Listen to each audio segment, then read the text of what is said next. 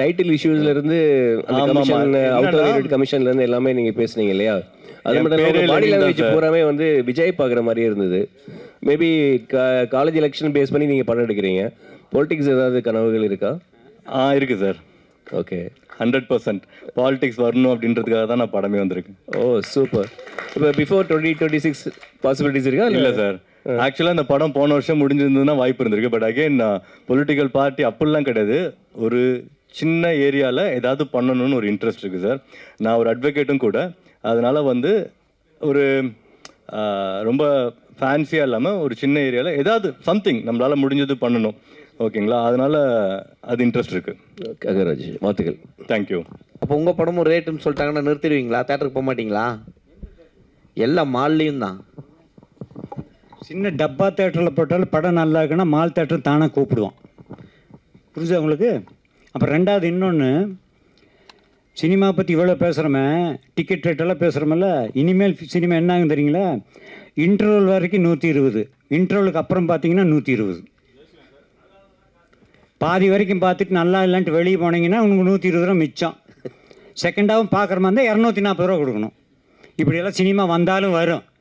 நான் இப்போ எதுக்கு சொல்கிறேன்னா, ஒரு ஃபேமிலி இன்றைக்கி ஒரு சராசரி ஒரு மீடியம் ஃபேமிலியில் ஒரு 4 பேர், 2 குழந்தைகளோட 4 பேர் போகிறாங்க, ஹஸ்பண்ட் ஒய்ஃப்.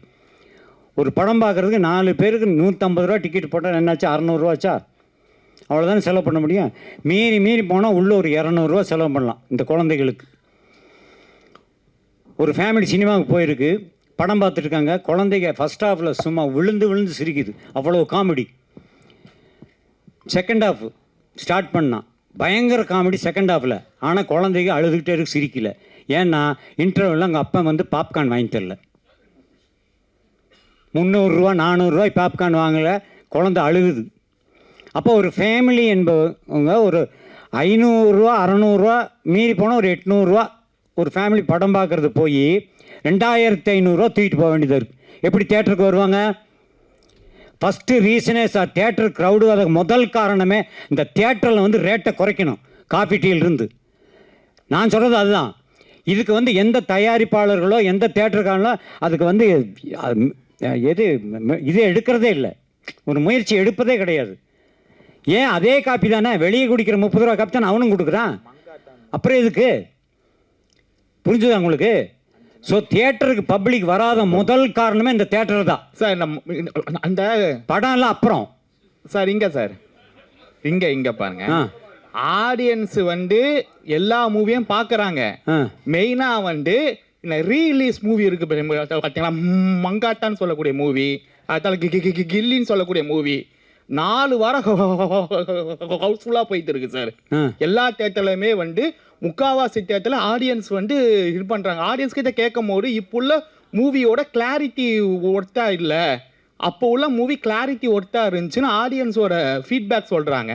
நீங்களே செக் பண்ணிக்கலாம். மங்காட்டாவோட படையப்பா படங்கோட சார் வந்து 50 கோடி கலெக்ட் பண்ணுச்சு. ஆமா, ஓடிச்சு.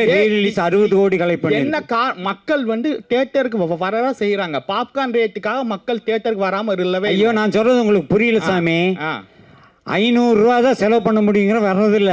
அப்படியா இல்ல சார், 2000 ரூபாய் கூட எல்லாரும் வாங்குறாங்க சார். நீங்க நினைச்சிட்டீங்க படத்தோட குவாலிட்டி நல்லா இல்லன்னு சொல்றாங்க. ஒரு அதெல்லாம் கிடையாது. மிடில் கிளாஸ் எல்லா படம் பார்க்குற ரசிகர் நிறைய பேர் இருக்காங்க. இந்த ரசிகர் படமே பார்க்கணும் கிடையாது. சினிமா ரசிகர்கள் என்பதே சகல படங்களை பார்க்குறோம் நிறைய பேர் இருக்காங்க. பர்டிகுலர் ரசிகர்களை விட பொதுவாக சினிமாவை ரசிக்கும் ரசிகர்கள் தமிழ்நாட்டில் அதிகம்.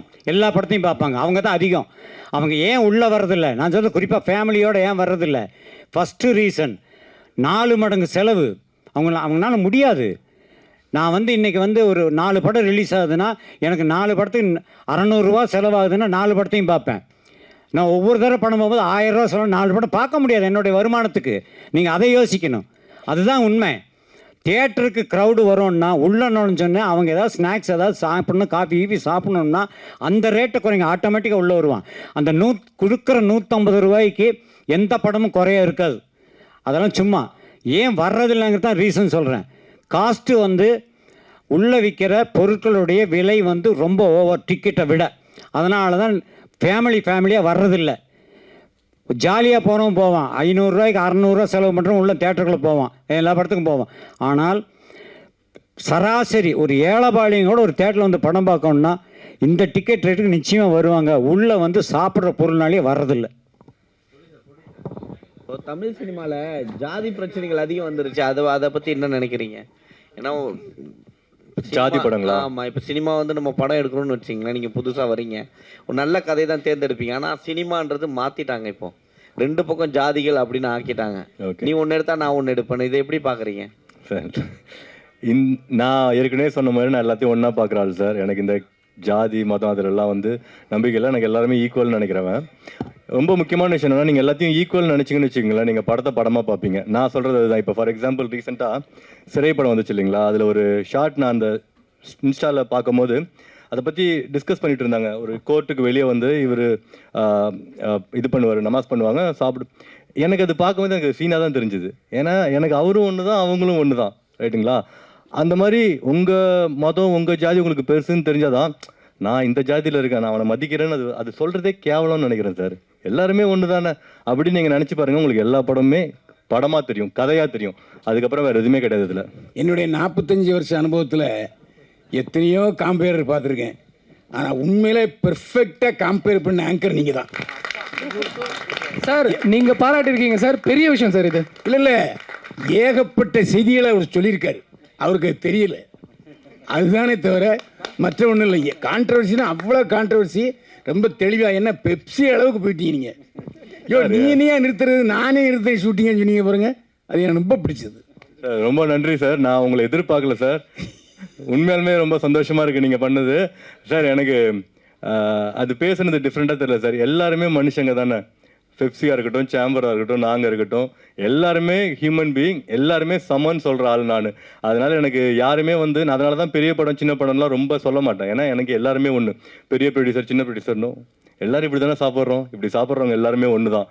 அதனால் நான் இதை அவங்க ஃபிக்ஸ் பண்ணுற வரைக்கும் நான் கேட்பேன் சார். நான் சொன்னது தப்பு இல்லை, ரைட்டு தானே? கரெக்ட் தான். இன்னொன்று, இதில் ஓட்டு போடுற சிம்பிள் வச்சுருக்கீங்களே எதுக்கு? காலேஜ் எலெக்ஷனில் பசங்கள்லாம் ஓட்டு போடுறாங்க சார், அதனால அந்த சிம்பிள் அங்கே வந்துச்சு. கதையில் எலெக்ஷன் இருக்குது சார், ஸோ அதனால் யூஸ் பண்ணியிருக்கோம் சார். இதில் இன்னொரு முக்கியமான விஷயம், பக்கத்தில் இருக்காரு அவர் மிகப்பெரிய ஜோதிடர், தெரியுமா உங்களுக்கு? அந்த ஜோதிடர் நம்ம உங்கள் ப்ரொடியூசர் ஹீரோவுக்கு என்ன சொன்னார்? ஏற்கனவே இவங்க எல்லாருக்கும் சொல்லிட்டேன். இந்த இடத்துல சொல்ல விரும்புகிறேன். அதாவது ஒரு ஆளுக்கு ஜோசியம் சொல்கிறதுங்கிறது அவருடைய தனிப்பட்ட வாழ்க்கை, அதை பற்றி சொல்ல முடியும். ஆனால் இது ஒரு யூனிட். இந்த யூனிட்டில் மெயினான ஆட்கள் இப்போ கேமராமேன் இருக்காங்க, மியூசிக் டைரக்டர் இருக்கார், டைரக்டர் இருக்கார், நடிகர் நடிகை எல்லாருமே இருக்கோம். இந்த குரூப் சேரும் பொழுதே சில பேருக்கு வந்து அப்படியானெல்லாம் கேட்க தோணும். என்னென்னா, ஒரு நல்ல விஷயம் நடக்கும் பொழுது ஒரு 100 பேர் சேர்ந்து ஒரு விஷயத்தை ஆரம்பிக்கிறாங்க, ஒரு தொழில் ஆரம்பிக்கிறாங்கன்னா அந்த தொழில் வெற்றி பெறதுக்கு காரணம் அந்த 100 பேருடைய ராசியும் கோச்சாரப்படி நல்லாவே இருக்கும். இதுதான் உண்மை. ஆனால் யாருமே ஜாதகம் ஜோசியம் பார்த்துட்டு ஒவ்வொருத்தரும் ஃபிக்ஸ் பண்ணுறது இல்லை. ஆனால் அது தானாக அமையிறது. புரிஞ்சு உங்களுக்கு? இன்னொன்று சொல்லிடுறேன். இந்த படத்தை பொறுத்த வரைக்கும் ஏன் வந்து வெற்றி பெறும் அப்படின்னா, ஃபஸ்ட்டு ஒன்று தெரிஞ்சுக்கங்க, 2026 இந்த ஆண்டு வந்து கலைத்துறை, அதுவும் சினிமா துறைக்கு மிக அருமையான ஆண்டு. கைத்தட்டுங்கண்ணா. என்னங்கண்ணா, அப்புறம் எதுக்கு நான் ஜோசியம் சொல்லணும்? 26ஆம் ஆண்டு என்பது வந்து மிகச்சிறந்த ஆண்டு, திரையுலகுக்கு ரொம்ப ரொம்ப முக்கியமான வருஷம். அந்த ஆண்டில் இவங்க அடியெடுத்து வைக்கிறாங்க, ஒரு புதிய யூனிட் களத்தில் இறங்குது. ஸோ சின்ன படங்களும் சூப்பர் ஹிட் ஆகும் என்ற ஒரு பெயரை இந்த கிரீன் லேபிள் வாங்கியே கொடுக்கும். நான் டைட்டில் மாற்றிட்டேன், ஆடியன்ஸ் ரிப்போர்ட் கிரீன் லேபிள் தான் சார். நான் ரெட் லேபிள் சேர்க்கறதுக்கே கஷ்டப்பட்டுட்டு இருக்கேன். அடுத்தது கிரீன் லேபிள் வைங்க. தேங்க்யூ. இதை என்ன இன்னொன்று சொல்லிடுறேன் அண்ணே, நீங்கள் கேட்டதுக்கு. இந்த படத்தை பொறுத்த வரைக்கும் எப்படிங்களா, பொதுவாக வந்து ரசிகர்களில் சில குடிமக்களுக்கு ரெட் லேபிள் பிடிக்கும், பல குடிமக்களுக்கும் ஒரு ரெட் லேபிள் பிடிக்கும். அது இரவில் குடிப்பது, இது பகலில் குடிப்பது. ஆனால் இரவில் குடிப்பவனும் சரி, பகலில் குடிப்பவனும் சரி, இந்த 2 குடிகாரங்களுமே, முதல் சொன்னது டீ, இன்னொன்று சொன்னது பிராண்ட் டீ. அது ஒரு பிராண்டான டீ. அது இவர்கள் இந்த குரூப் பூராமே இந்த ரெட் லேபிள் படத்தை நிச்சயமாக பார்த்து பாராட்டுவார்கள். நீங்கள் ஒரு வழக்கறிஞருங்கிறது ஒரு பெருமையாக இருக்குது. இந்த கமிஷன் ஒரு விஷயம் சொன்னீங்கல்ல, இதை தடுக்கிறதுக்கு ஒரு வழக்கறிஞராக நீங்கள் என்ன பண்ணீங்க? இது வந்து வழக்கறிஞராக ஒன்றுமே பண்ண முடியாது சார். இது எப்படி இருக்குன்னா, இப்போ நான் வந்து உங்களுக்கு 100 கொடுக்குறேன், இவர் தான் மிடில் மேன் வச்சுக்கோங்களேன். உங்ககிட்ட 100 கொடுங்கன்னு நான் கொடுக்குறேன். நீங்கள் இவர்கிட்ட நீ எனக்கு 100 வாங்கி கொடு, நான் உனக்கு 10 கொடுக்குறேன்னு வச்சுக்கோங்களேன். நான் போய் எப்படி வழக்கு போட முடியும்? இப்போ நீங்கள் என்கிட்ட வந்து நான் என்கிட்ட 100 நீங்கள் கொடுக்கணும், நீங்கள் 100 தரல, இவர் 10 எடுத்துட்டான்னு சொன்னால் நான் வழக்கு போடலாம். இது வந்து அவங்களோட அண்டர்ஸ்டாண்டிங். நான் என்ன சொல்கிறேன்னா, நான் உங்ககிட்ட டைரெக்டாக பேசுகிறேன், நீங்கள் என்கிட்ட டைரெக்டாக பேசுகிறீங்க. எதுக்கு இன்னொரு ஆள் அப்படி கொடுக்கணும்னா நீங்கள் என்கிட்ட 90 வாங்கிட்டு 10 கொடுக்கணும். கமிஷன் வந்து நம்பிக்கை மோசடி சார். ஒருத்தவங்க நம்பிக்கையை வந்து சேலஞ்ச் பண்ணணும்னு வச்சுக்கோங்களேன், அது வேறு எதுவுமே அதை விட கேவலமான விஷயம் எதுவும் கிடையாதுன்னு நான் நினைக்கிறேன். ஏன்னா நான் எல்லாத்தையும் நம்புகிறேன். அந்த மாதிரி அவங்க பண்ணும்போது எனக்கு ரொம்ப ஹர்ட் ஆகுது. என்னடா காசு தானடா அப்படின்னு சொல்லிட்டு. டேரக்டர் சார்கிட்ட கொடுங்க. டேரக்டர் ஆமாம். வணக்கண்ணா. வணக்கம். இல்லை, ரெட் லேபிள் வந்த உடனே நல்லா ஜாலியாக பேசிங்கன்னு பார்த்தேன். ப்ரொடியூசர் வந்து குறை மேலே குறை சொன்னார், அது கூட ஏற்றுக்கலாம். அனுமோகன் சார் வந்தார், டக்குன்னு ஹீரோலாம் மூக்கம் நுழைக்கிறாங்க, அவங்க வேலையை பாருங்கன்னு சொல்லிட்டாரு. இந்த ஹீரோ மூக்கம் நுழைச்சாரா? அவர் டப்புன்னு எழுந்து சொல்கிறத பார்த்தா ரொம்ப குடைச்சல் கொடுத்துருப்பார் போல இருக்கே. சரி, நான் கிளம்பிட்டேண்ணா. ஃப்ரெண்டு தான் நம்ம. எத்தனை வருஷம்ண்ணா? பல வருஷம் இருக்கும். அது வேற இல்லை, ஸ்ட்ரைட்டாக வந்து இல்லை, அவரு சொன்னார்ல, அவருடைய வழி இருக்கும். அது ஹீரோக்கள் பண்ணாங்களா அப்படின்னு கேட்கறது ஃபர்ஸ்ட் டைரக்டர் கிட்ட இருந்து ஸ்டார்ட் பண்ணலாம் அப்படின்ட்டு தான் இருக்கு. அவருக்கும் எப்படின்னா, அவர் சொன்னார்ல, நேரத்துக்கு ஆரம்பிக்கணும், எந்த விஷயமும் டைம் ஸ்டார்ட் பண்ணணும்னு இருக்குல்ல. அங்கே வந்து எல்லா டெக்னீஷியனும் கரெக்டான டைமுக்கு வருவாங்க அப்படின்றது நம்ம புஷ் பண்ணுவோம். எனக்கு ஷார்ப்பாக 6 மணிக்கு எல்லோரும் இருக்கணும், நான் போயிடுவேன். ஓகே, ஏன்னா என் டீம் வந்து 6 மணிக்கு உள்ளே இருப்போம், லொக்கேஷனில் 6 மணிக்கு இருப்போம் நாங்கள். ஓகே, பட் ஒவ்வொருத்தராக வருவாங்கல்ல, எங்களால் அந்த டைம் எக்ஸாக்டாக ஸ்டார்ட் பண்ண முடியல. நான் கோவப்பட மாட்டேன், ஏன்னா கோவப்பட்டால் வேலை நடக்காது. போடா அப்படின்ட்டு போயிடுவாங்க. ஸோ அவங்ககிட்ட சிரிச்சுட்டே வேலை வாங்க வேண்டிய கடமை எந்த இருந்தது. ஸோ அந்த டைம் கூட விடாதீங்க, கோவப்படுங்க, நீங்கள் வந்துட்டு கோவப்பட்டு பேசுங்க அப்படின்னு சொல்லி அவர் என்னை புஷ் பண்ணார். ஸோ இந்த தலையீடு தான். ஏன்னா ப்ரொடியூசர் பணம் போட்டிருக்காரு, அது கூட பண்ணலன்னா நம்ம என்ன பண்ணுவோம், கால் மேலே கால் போட்டுட்டு ஓகே பொறுமையாக பண்ணலான்ற மாதிரி பண்ணுவோம்ல. ஸோ அதுக்கு அவர் எங்களுக்கு கொடுக்கல. அதில் அவர் ரொம்ப ஸ்ட்ராங்காகவே இருந்தாங்க. மற்றபடி எந்த தலையீடும் இல்லை தலைவா. நீங்கள் எதாவது கேட்குறீங்கன்னா சொல்லுங்கள், கான்ட்ரவர்சி நான் கூட சொல்கிறேன். சொல்லுங்க. இல்லை ஏதாவது வேணும்னா சொல்லுங்க. இல்லை, பணம் போட்ட ப்ரொடியூசர்கிட்ட கேட்டுருவோம். சொல்லுங்க சார். மிச்சம் பண்ணலாம், அதுக்குன்னு இந்த லான்ச்சில் கூடவா நீங்கள் ஆங்கராக வந்து நிற்பீங்க? இங்கேருந்தே ஸ்டார்ட் பண்ணுறீங்க. இது நீங்க காசு மிச்சம்னு பாக்குறீங்க, நான் இது குவாலிட்டி ஆஃப் ஒர்க்னு பாக்குறேன். இல்ல, அடுத்தவங்களுக்கும் ஒரு வாய்ப்பு இல்ல, அது நீங்க கொடுத்துருக்கலாம்ல காசு அவங்களுக்கு. நான் அது கொடுத்துறேன் சார், பண்ணிருக்கலாம்ல.